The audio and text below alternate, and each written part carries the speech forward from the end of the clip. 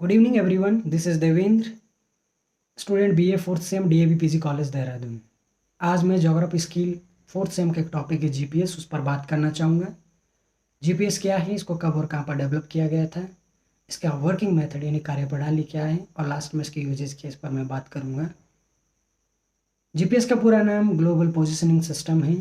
इसका ऑफिशियल नाम नावस्टार यानी navigation satellite timing and ranking है। इसको सबसे पहले यूनाइटेड स्टेट के द्वारा डेवलप किया गया था और यूनाइटेड स्टेट की स्पेस फोर्स के द्वारा 1973 में इसको सबसे पहले ऑपरेट किया गया था। चूँकि जीपीएस एक satellite based radio navigation system है, तो इसकी कार्यप्रणाली को समझने के लिए तीन चीज़ें बहुत इंपॉर्टेंट है। एक है सैटेलाइट, दूसरा है रिसीवर, तीसरा है सॉफ्टवेयर। क्योंकि ये सिंगल सैटेलाइट सिस्टम नहीं है, एक मल्टी सैटेलाइट सिस्टम है। इसके वर्किंग मेथड में बहुत सारे सैटेलाइट की आवश्यकता पड़ती है।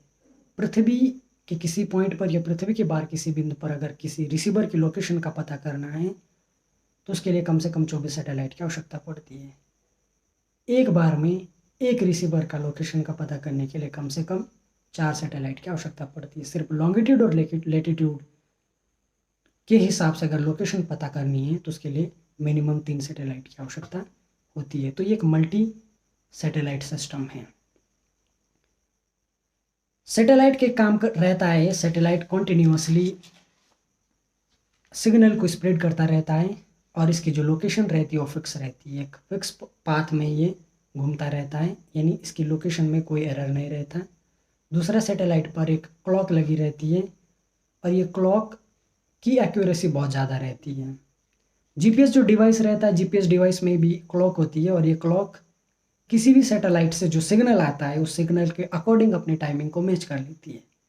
फिर जब भी सैटेलाइट से कोई सिग्नल मिलता है तो उसको कैप्चर कर लेती है और सिग्नल से ये पता करती है सैटेलाइट से उस सिग्नल को आने में कितना टाइम लगा, यानी उसकी टाइमिंग क्या थी। अब चूंकि टाइमिंग के आधार पर डिस्टेंस निकाल लेते हैं, स्पीड लाइट की स्पीड रहती है, डिस्टेंस फॉर्मूला से उसको डिस्टेंस निकाल लेते हैं।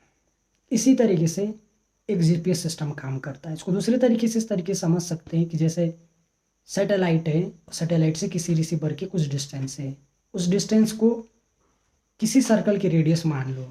क्योंकि उस सैटेलाइट से उस रिसीवर की डिस्टेंस जितनी डिस्टेंस हो चारों तरफ कहीं भी हो सकती है, उस चारों तरफ के कुछ पॉइंट होंगे, उन पॉइंट को अगर मिलाएंगे तो एक सर्कल ड्रॉ होता है।